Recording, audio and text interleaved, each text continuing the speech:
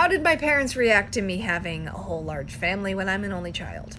Not always great, but at the end of the day, it's my life. I don't want to live in the shadow of my parents' expectations, and I don't want to live in their definition of success. My expectations for myself and my definition of success come before anybody else's. My parents also live far away. They live in Boston. I never really had a familial support system around me, which is actually kind of common for my family. It's like generations back that actually all lived together, but for the most part, over the last several generations, we kind of all just spread out. Announcing several of them, I got a, "Are you happy about this?" Which annoyed me at the time, but in hindsight, I think it's a generally okay question, because ultimately what my mother was looking for is, how can I support you here? Even though the question itself was like, why wouldn't you know that I am excited? I'm calling you and telling you excited.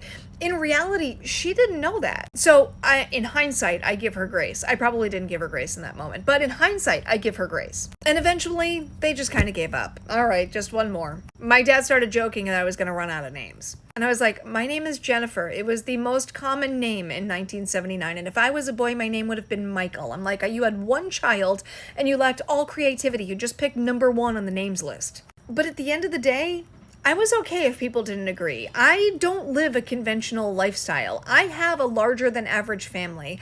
And I have a larger than average family in a culture that doesn't really honor larger than average families, because we don't always have a bunch of great role models or a bunch of great public figures in the large family community. I can tell you my personal friends who have large families, the vast majority of them, very normal.